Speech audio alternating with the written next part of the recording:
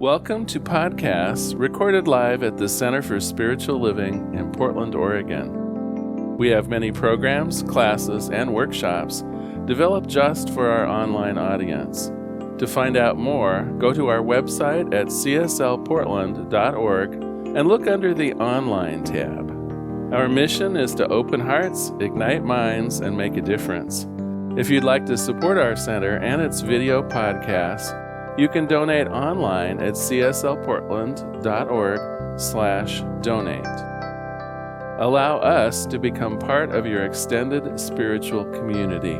Wherever you are on your spiritual journey, you are most welcome at the Center for Spiritual Living.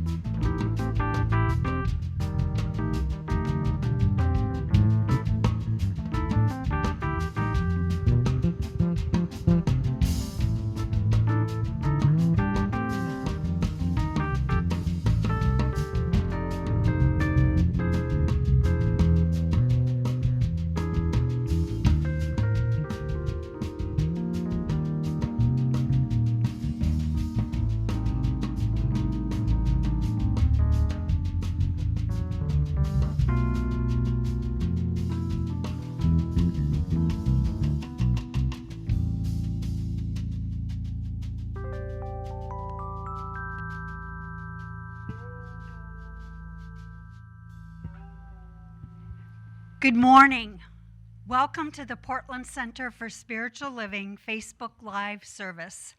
We are a Science of Mind community that teaches spiritual principles to transform your life and make the world a better place. Wherever you are on your spiritual journey, you are welcome here. All we ask is that you stay open to the possibility of changing your entire life simply by changing your mind. I'm Reverend Marilyn Sprague. I serve here at the center as Director of Education and Virtual Outreach, and it is joy, joy, joy to welcome you to our service today. If you're new at the center, I invite you to find out more about us on our website, www.cslportland.org. Under the About Us menu tab, you'll find a plethora of information about who we are, what we stand for, and the many ways that we might serve you. And the website also gives details about the various activities at the center, and you can also sign up for a weekly email that gives all the listing of events, services, classes, anything that you would want to know about Portland Center for Spiritual Living. So I would like to highlight several announcements because we have a lot going on. So first, every Sunday, we have our Facebook Live service at 11 a.m., and thank you for choosing to be with us today. And our services are also posted on YouTube and on our website as podcast. And for this coming Wednesday, on Zoom at 7 p.m. Pacific Daylight Time, I have to think about that, licensed practitioner Kate Barrett will be hosting the weekly meditation. The theme this week is peace, and is part of our Season for Peace and Nonviolence initiative. And Friday, there's lunch with Reverend Larry, and it's this Friday at 11:30 a.m. Pacific Daylight Time, again via Zoom. And we also have online Zoom groups for our Social Justice Book Club, which is meeting this coming Saturday, and the featured book is posted on our website, and our 12-step program for women. Now, we are in the midst of the Season for Peace and Nonviolence with a variety of events, so I highly encourage you to go to our website, scroll down on the homepage, look for the tab that says Season for Peace and Nonviolence. When you click on that tab, you'll be taken to that to the page that lists everything that's going on to support the 64-day Season for Peace and Nonviolence. Now, we also have many education opportunities available, and they are available for registration now. So we're offering 2 certificated classes as well as a workshop. So the certificated classes, the first one is mental equivalence.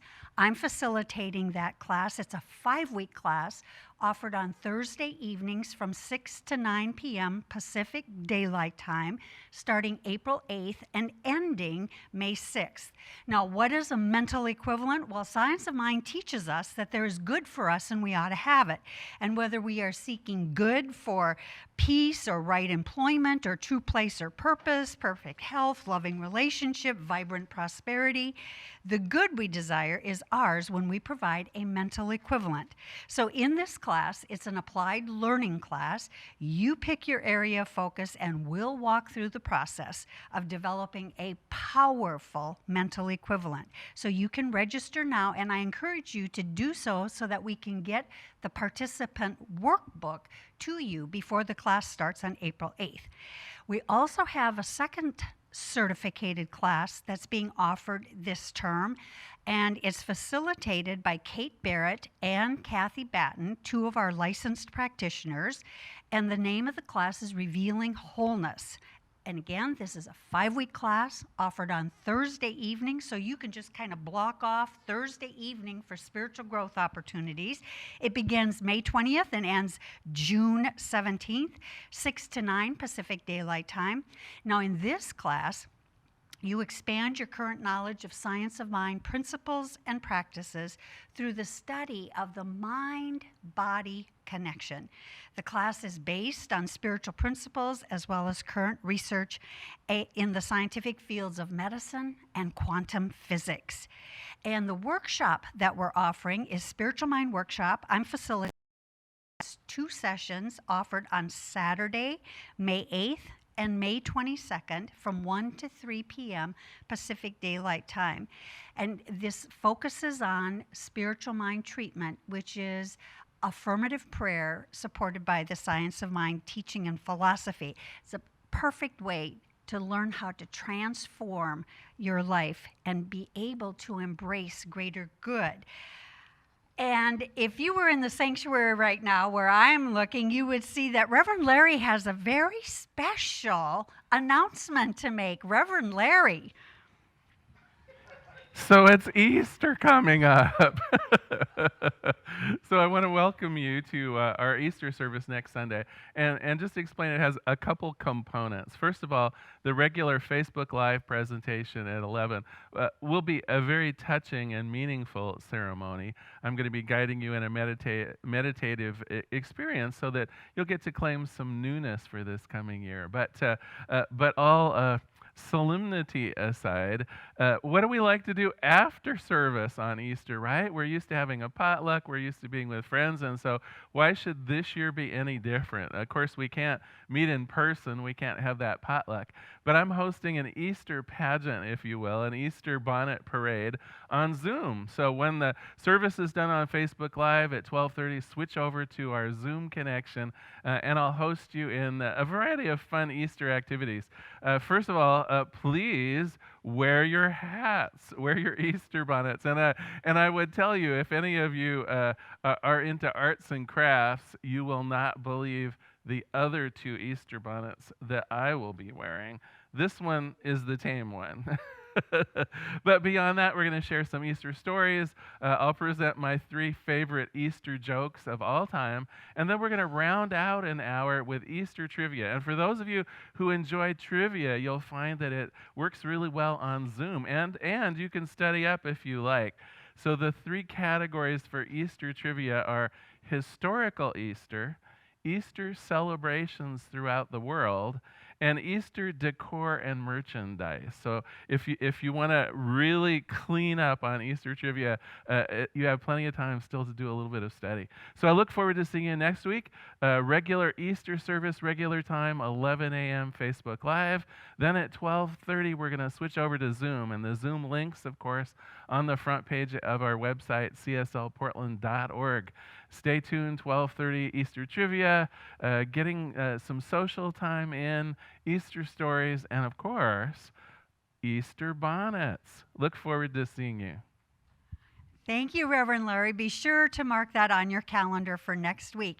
Also, as you have your calendars out, please mark your calendar for Sunday, April 25th. That's when we'll be having our annual business meeting at 12:30 using our Zoom teleconferencing, and more details will be posted on our website and in the weekly email that goes out.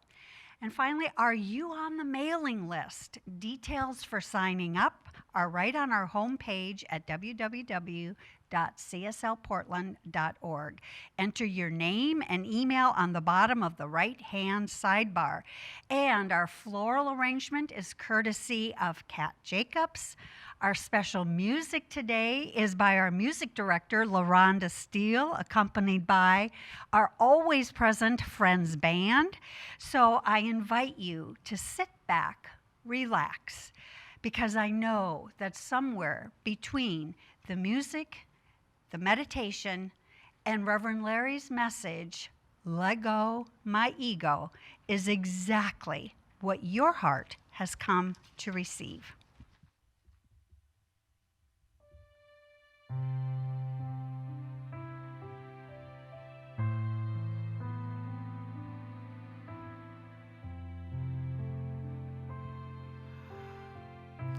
Good morning. Now is our time of entering into our meditation together. So let's breathe in and breathe out and center ourselves as we sing together. God is, I am right here, right now, right here, right now. God is, I am. God is, I am. Right here, right now, right here, right now. God is.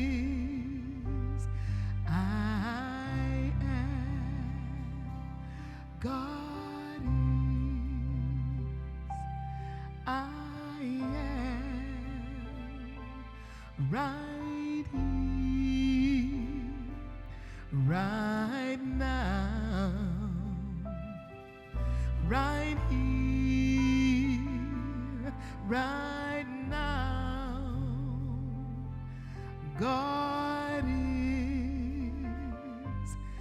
I am.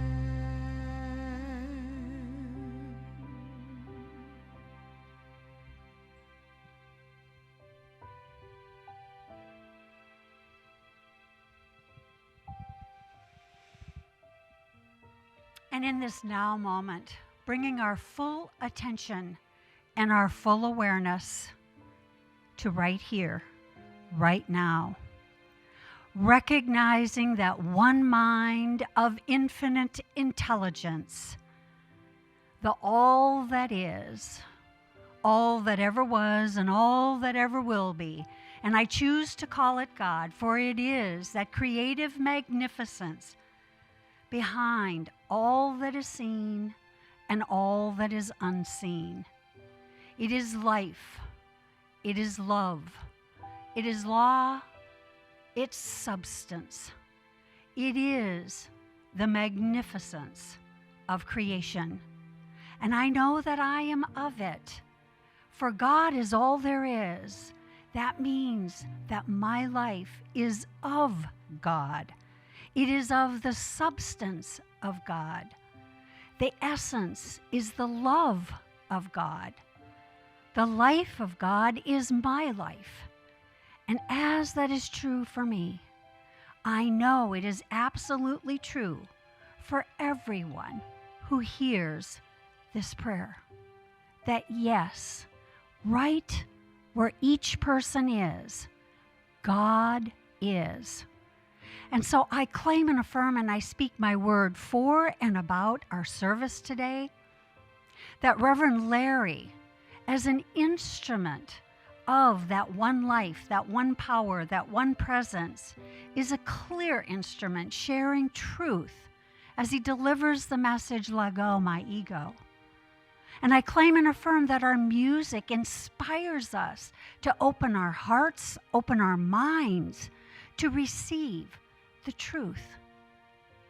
And I claim and affirm for each of us that God is love, and it is the truth of each person, and that self-love brings forth a greater experience of that truth. I claim and affirm a willingness to let go of self-criticism. I claim and affirm a willingness to let go of control. I claim a willingness to surrender to that warmth, that presence of love. And I claim and affirm a sense of peace, for God's peace is the peace of each person, readily available, and that in that stillness, when there's a willingness to ask for guidance, that peace, that quietude creates an environment where the truth can be revealed, the highest and best for each life can be revealed, that inspiration, that guidance for the right next step. And so I am so grateful for the truth that God is all there is, and that God is fully available and responding to each person in a personal way. And I place this word into the activity and action of the law, knowing that the law always responds with, yes, my beloved. And so, in knowing this truth, I release my word, I let it be, and together we say, and so it is. And as we enter into the silence for a few moments, I invite you to seek that love, that peace, that harmony that resides at the core of each person's being.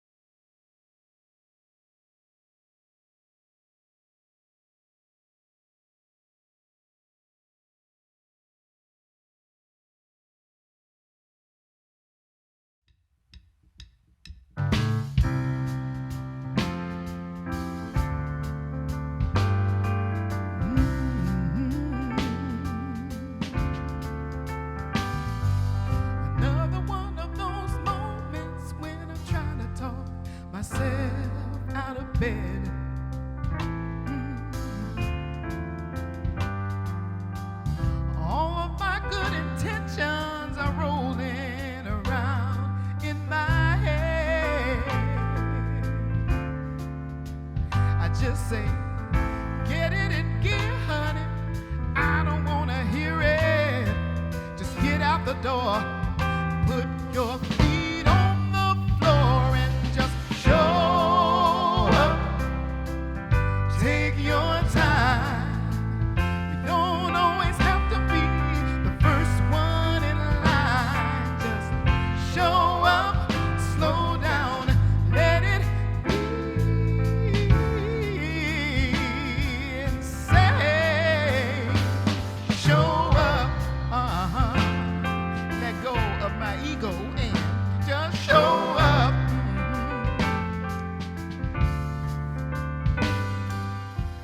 It might be as simple as just getting out of the way. I just show up. It's a sweet invitation to be willing every day. I just show up. Maybe I don't need to push so hard. One breath at a time and just straight from the heart. And I'll show up. Take your time. You don't always have to be the first one in line. Just show up, slow down, let it be, and say, show up. Let go of your ego and show up.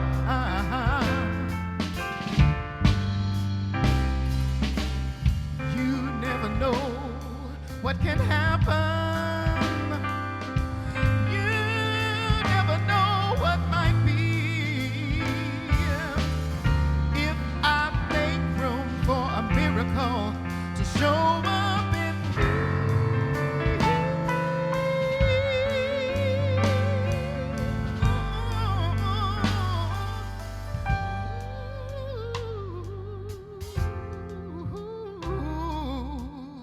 yes, if I show up, show up, put my ego to the side and just show up. All I gotta do is show up.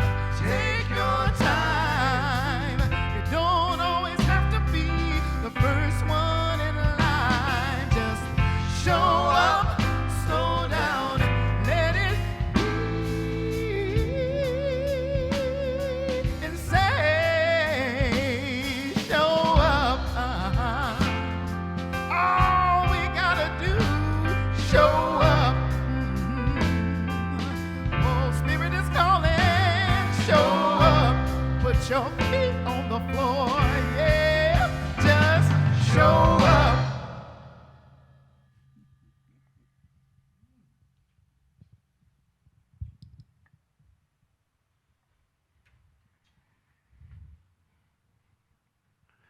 And thank you for showing up.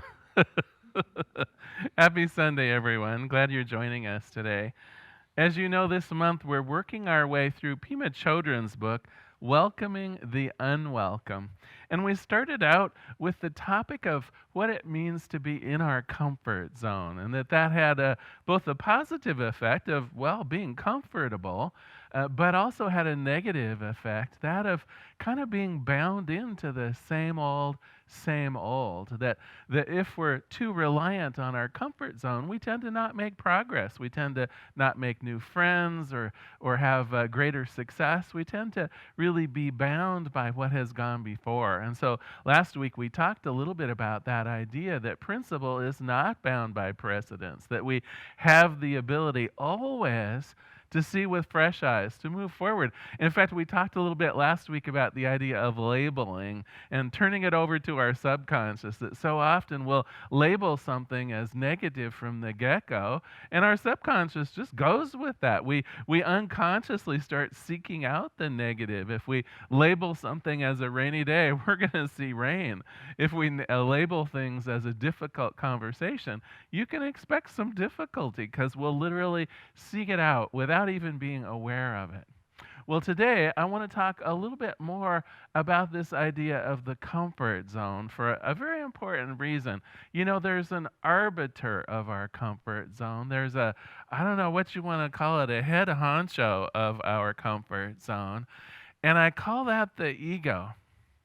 And Pema Chodron in her book really talks about dismissing the ego as best we can. I don't want to go that far, and I'll explain why. I think our ego actually exists for a pretty valid reason. It is our ego that tends to keep us safe. And in fact, I wrote down some characteristics of our ego that I think are pretty important, and I would hate to give these up. So first of all, our ego presides resiliency.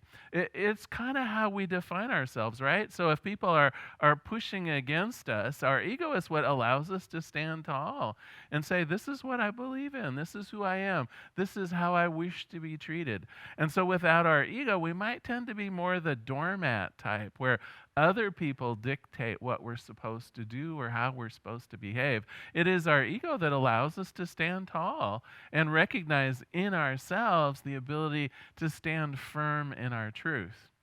But it also, therefore, can lead to rigidity, right? That's when you stick to a version of the truth, even if the world has moved on, even if it's maybe time to change. Sometimes our ego, of course, will cling to things the way they used to be, even if it is time to change.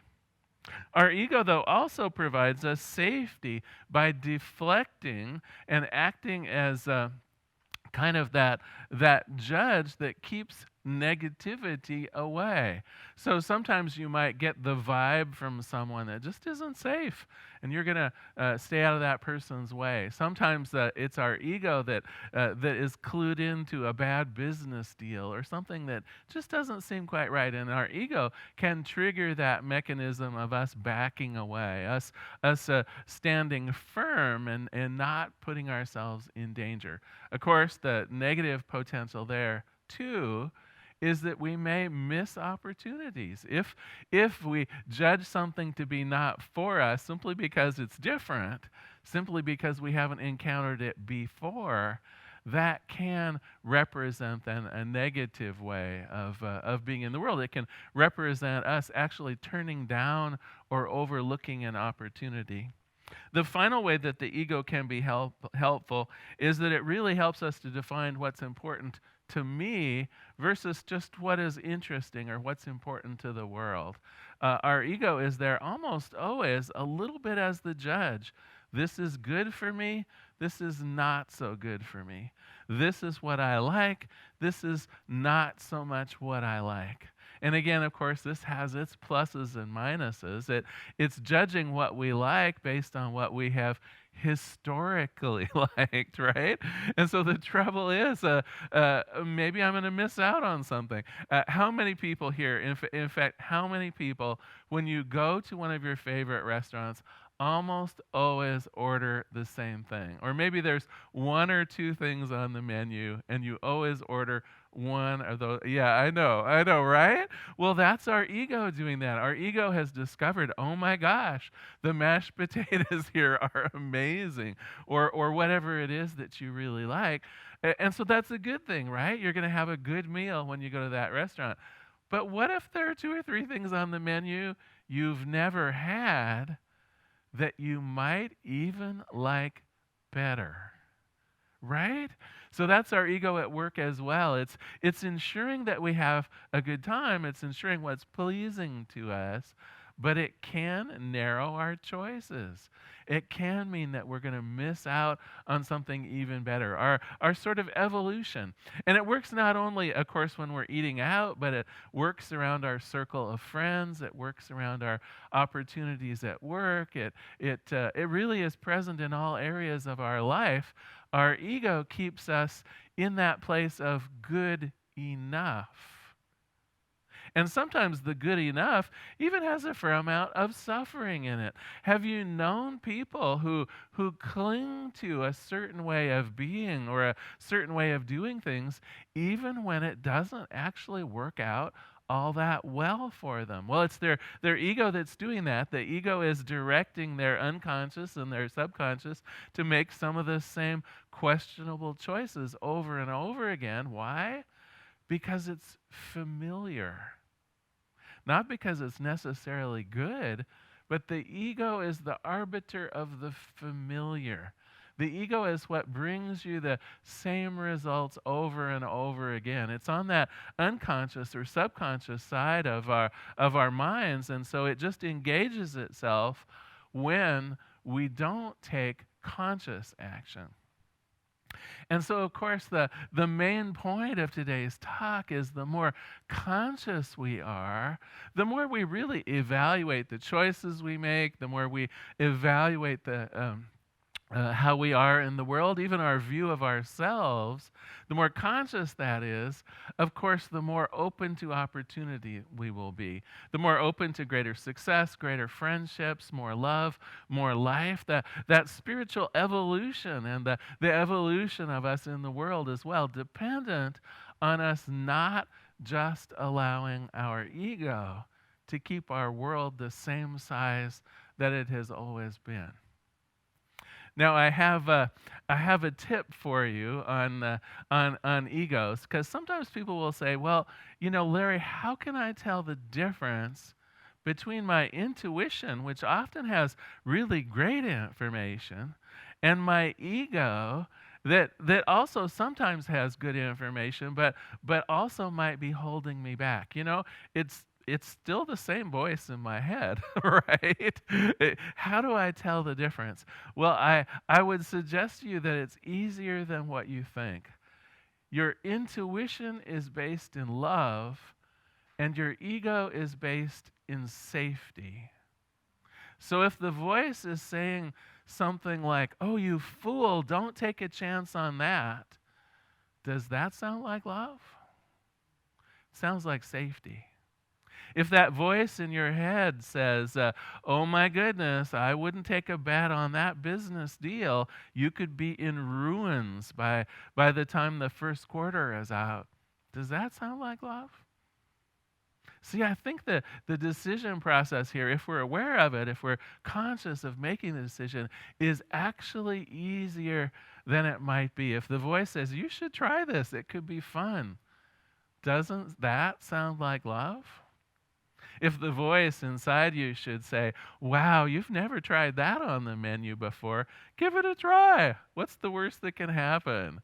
That's the voice of love, giving you that intuition to try something new, to be a little different in the world, to step outside of your comfort zone, but not in a threatening way, in a life-affirming way, a way that might bring greater love, greater enjoyment of the world to you. So next time your urge is to take an action or to move forward in a course of activity, or maybe the reverse, maybe your initial reaction is to withdraw or step back. Now that's your ego, right? That's your subconscious. That's your unconscious just going into gear and acting on your behalf. But maybe that should be the signal for you to ask a question. Is this really what I want to do? Is this my ego making this decision? Or is it my loving intuition? And if you're not sure, ask a few questions. If I did this thing, what's the best that can happen? What's the worst that can happen? You'll begin that sense of, am I doing this or not doing this out of fear? Or am I doing this really because I love myself enough to step out of the comfort zone and try something new?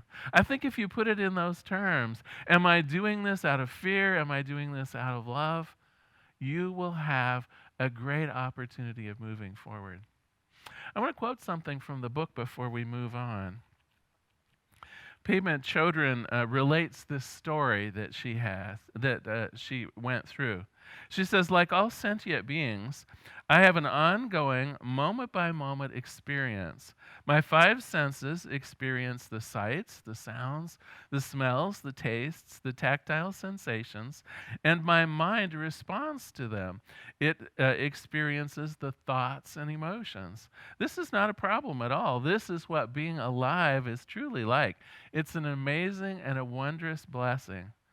But there's also a part where I keep identifying myself as the one who's having these experiences.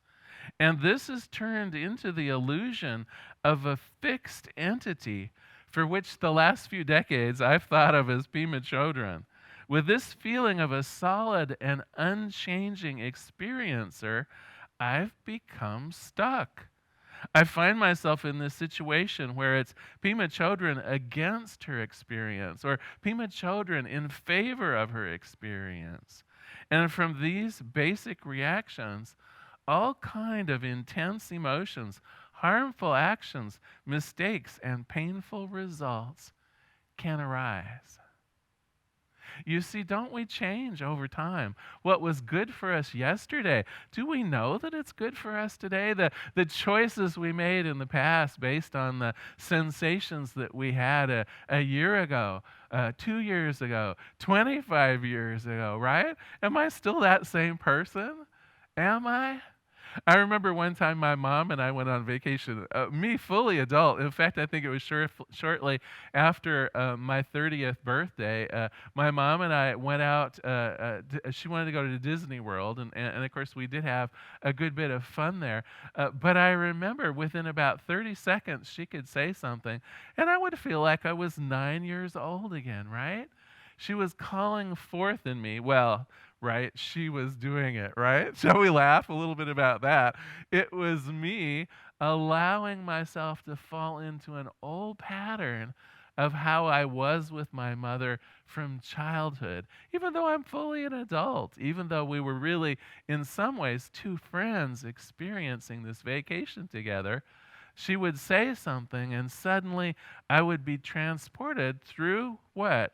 Through the little boy ego to being about 9 or 10 years. Now we have the chance to move beyond that. There is something in you that is always fresh, always ready to move on, always loving yourself enough to experience life from that fresh perspective. Now, we're going to talk about that a whole lot more next week on Easter. But I want you to get used to the idea that you are not fixed in concrete. Your ego may tend to have you making the same choices, believing the same things, thinking the same things are right and the same things are wrong. But what I know about each one of you, you can experience newness. There can be more love for you, more opportunities for you, more capabilities for you than what you have ever been before. That principle of life is not bound by the precedent of what has gone before. In every instance, you can make a choice that affirms you right in this moment. Not the way you were yesterday, not the way you were 5 years ago, and certainly not the way you were when you were 9 years old. So often our ego leads us into the path of safety from the past, but we can choose differently. Now, last week we talked about this idea of labeling, and I want to suggest to you that your ego has even labeled you. To that part of you that is your ego, there is a label about what you like and what you don't like. There's a label of what you're capable of and what you're not capable of. That little voice in your head that sometimes says, Larry, you're just stupid, or Larry, you're getting old, or whatever it is, that is your ego labeling you. And as we learned last week about labels, it's that engaging the unconscious part of us that then acts out those labels, that begins treating us like the label. And so when that voice in my head says, oh, Larry, gosh, get a clue. What a dumb thing to do. I start acting upon that. The unconscious part of me starts treating myself with that label. And I start finding all kinds of places where I fall short of the mark, where I do make mistakes, where I'm clumsy or whatever it might be. And you know what? As far as it goes, it may be true in those minor instances, but that is not who I am. And more important than that, that is not who I choose to be. And so not only, as we learned last week, do we need to changing the labels of how we view the exterior world, it's time to change the labels about how we view ourselves. Pema Chodron suggests just throw it out the window. Throw out the labels. The labels are only there likely to limit you to a version of yourself that has existed before. Now, I may not go that far. I don't want to throw out some of the safety things that the ego brings to us.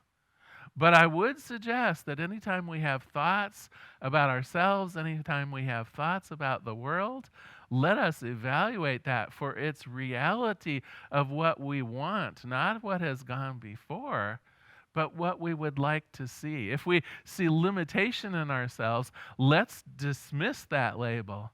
Let's see our potential as unlimited. Let's begin a new cheering section. If I'm going to have voices in my head, let them be cheerleaders, not naysayers, not voices that tear me down and label me as inferior. Each one of us has such surprising and wondrous capabilities. You know, in the Bible, it says that we're made in the image of God. And what that means to me is that all the capabilities, all the possibilities for love and life and joy and peace and abundance, all the grand success and all the perfect relationships that we can ever imagine in spirit, in God, I have that ability as well. It's my birthright. It's who I am because I am made out of God's stuff and in God's image. If I want to give myself a label, that should be it, right? I'm capable. I'm lovable. Success is mine. There is good for me, and I shall have it.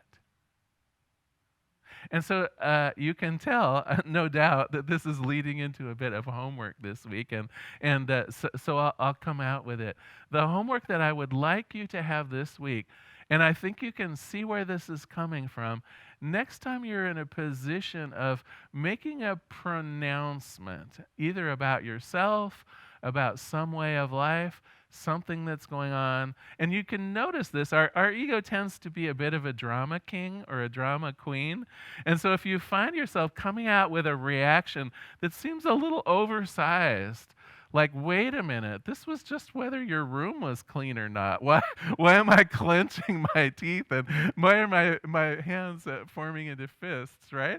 Where's that reaction coming from? So if you have in particular, I would say, a negative reaction to something that's going on, this is the perfect time to begin that series of questions around, wait a minute, is this reaction from my ego?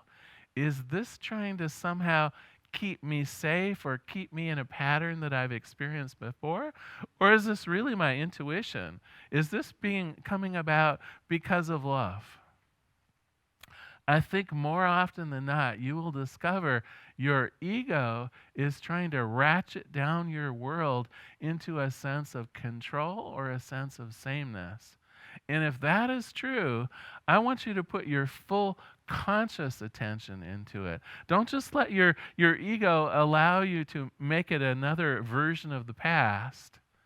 Bring yourself fully forward and ask yourself, does it really matter how the dishwasher is loaded? Does it really matter whether someone cut me off on the freeway? Does it really matter if my neighbor did something that I think was wrong or somehow is junking up the neighborhood? Is it in me to somehow be the arbiter of other people? Or is that my ego wanting to keep things the same out of fear of newness and difference? Now, you may discover, too, that sometimes that strong emotion is positive. You feel pulled forward into some business decision, or you feel your heart opening up to a new person or a new experience. There's your intuition. There's that force of love guiding you forward into something wonderful. So these are the things that I'd like you to look for this week. I think it'll be easy to identify those outsized negative reactions. Those almost 100% of the time are your ego trying to keep you safe and using fear as the tool, heightening it to where it feels like, oh my God, I'm going to die if the dishwasher isn't loaded the way I usually load it. Oh my gosh, something terrible is going to happen if the neighbor parks their car on the street for the whole weekend, right? And when you feel that sense of drama, oh my gosh, it's your ego. Nothing bad is really going to happen. Now it's time to bring your consciousness to the problem or the issue. And maybe turn it over to that sense of love. What would love do in this situation rather than fear? So that's your homework for the week. I'd like to close with another quote from the book. It's funny. She talks in the book about the difficulty and the trouble she had going through a divorce with her husband. But she says also later in the book that maybe the true divorce that she needed to go through was divorcing herself from the fixed idea of who she was. And so let me read from the ending chapter here of Pema Chodron's Welcoming the Unwelcome. She says, our journey toward living without ego is to learn how to let go, how to relax, how to take a chance, how to wait and see sometimes, and never, ever sum ourselves up. This is our path, which we can keep working on every day to the best of our current ability. And this is what I've set out to do for myself in order to divorce myself from myself. It's a friendly divorce and one that I know will take a while. But for sure, I don't want to waste another lifetime taking this current, very fleeting, very fragile persona so darn seriously. Let us pray. There is one power, one presence, one life, and one love. There is only this one thing, and I am made in its image. God's love is my love. God's joy is my joy. The abundance, the sweetness, the balance, the goodness of the universe, it's mine through my birthright. And as it is true for me, it is true for everyone. When we put aside our ideas of what should be, when we put aside our ideas of what has gone before and truly allow our hearts and our minds to open up to the glory of God, oh my gosh, are there any limits? If there are only limits that I've imposed on myself, that my ego has done to keep me small. Well, today I say nonsense. Today I open my heart, I open my mind to experience the fullness of God, making new choices, allowing my intuition to guide me forward in love. And for this I'm so very grateful. For this I recognize each one of us gets to be that connection to pure spirit guiding us forward in love always. And so I release my prayer into the action, into the activity of God itself, that God always saying yes, always on our side, always backing us up, that God truly, whose pleasure it is to give us the keys of the kingdom. I let it be, and together we say, and so it is. Well, thank you so much for being here today. It's my pleasure to have you here with us every Sunday. Again, you don't want to miss next Sunday, Easter Sunday. I have 3 of the most magnificent Easter bonnets that you can possibly conceive of. In the meantime, though, I would like to invite you perhaps to share some of your good with us. Our expenses here at the center, of course, move on, even though we're mostly shuttered to the public in order to provide our weekly services, in order to provide the Zoom meetings and the so many offerings we have. We do have a regular set of bills. And so, gosh, it would be my honor to receive your gift, to apply it to our mortgage, our bills, and so forth. It has been a somewhat difficult year for the Center for Spiritual Living, and it really would be my pleasure to invite you to have a greater ownership here. So I bless you for your gifts. I bless everyone that has made donations possible, that has created our ability to be online with you during the pandemic. I bless you and I thank you. We do have a variety of ways you can give. Go to cslportland.org/donate, and you'll see that you can mail in a check. We have a Tithely program that you can use from your mobile devices. Of course, you can donate online when you go to our website as well through PayPal and credit cards. Honestly, I really want to thank you, those who have given in the past, and those who are logging on to give today and in the future as well. Thank you very much. And now I think it's time for LaRhonda, is it not? And the band and a wonderful song? Yes. All right, thank you. All right, thank you, Reverend Larry. So it's time to give, and it's time to get up wherever you are, and let's dance it out. Or dance in this wonderful information. All right.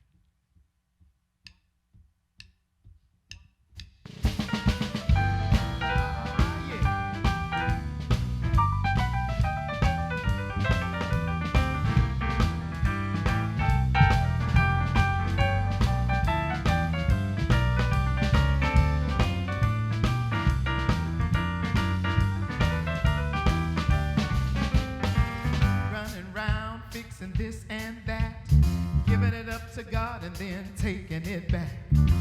Just release and let it go. You don't even have to think about it no more. Get out of the way. Get out of the way. Get out of the way. Get out of the way. Just get out the way and let God do His thing. Oh yeah. You look like the weight of the world is on your back. Just take a deep breath and cut yourself some slack. All that drama ain't good for you. You couldn't change what is if you wanted to. Just get out of the way. Yeah. Oh, get out of the way. Yeah. Oh, get out the way. Let God do His thing. Come on, man. Let the God do His thing in you now. Come on. Hey.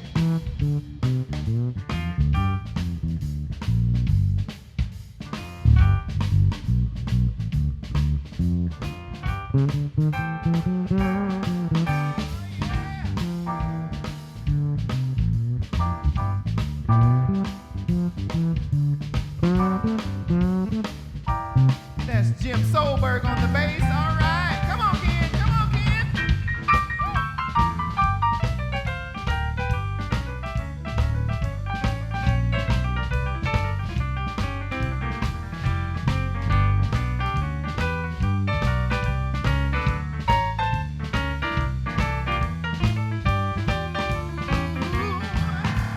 The sun's gonna shine and the rivers are gonna flow. The tide's gonna rise without your say-so. The universe is working and good is flowing. You don't plant a seed and dig it up to see if it's growing. Get out of the way. Just get out of the way.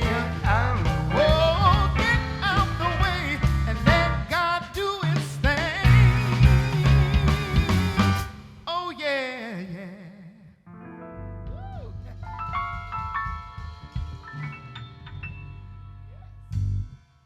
That fun or what? It was. Just a quick reminders before we close today. So next weekend, of course, is Easter Sunday, but even leading up to that, we also have our Good Friday service. So really the weekend starts on Friday. You'll want to tune in on Zoom teleconferencing for our Good Friday service, 7 o'clock Pacific Daylight Time. The Zoom links, of course, on our homepage at cslportland.org. And then on Sunday, you have two opportunities. Our regular Facebook Live service at 11 Pacific Daylight Time in the morning, of course, our regular slot on Facebook Live. But then you'll want to tune in for the Easter frivolity starting at 12:30. And again, Zoom links on the homepage of our website, cslportland.org.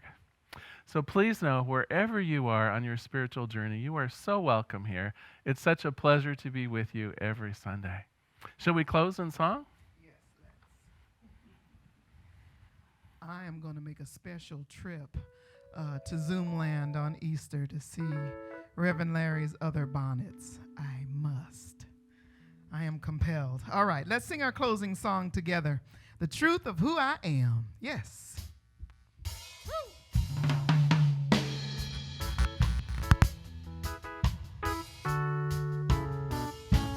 I am love. I am loving. I am love.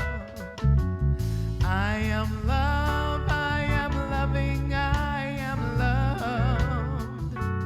It's the truth of who I am. When I forget, Spirit reminds me again that I am love, I am loving, I am loved. Tell your neighbor, you are love, you are loving, you are loved. Yes. You are love, you are loving, you are loved. It's the truth of who you are. I see your light, yes I do. Near, yes, near and far. You are love, you are loving, you are love. The whole wide world, we are love, we are loving, we are love. Yes, we are. We are love, we are loving, we are loved. It's the truth of who we are. Shine our lights near, yes, near and far. We are love, we are loving, we are loved. Now remind your neighbor that you are love, you are loving, you are love within. I am love, I am loving, I am love.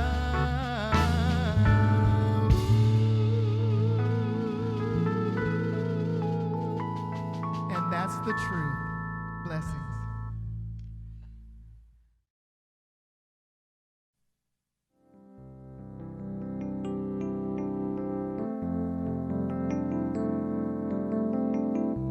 If you happen to be in the Portland, Oregon area, we'd love to have you visit in person. The Portland Center for Spiritual Living is located at 6211 Northeast Martin Luther King Jr. Boulevard. We have inspirational services at 9 a.m. and 11 a.m. every Sunday. We also have many programs, classes, and workshops developed just for our online audience. To find out more, go to our website at cslportland.org and look under the Online tab.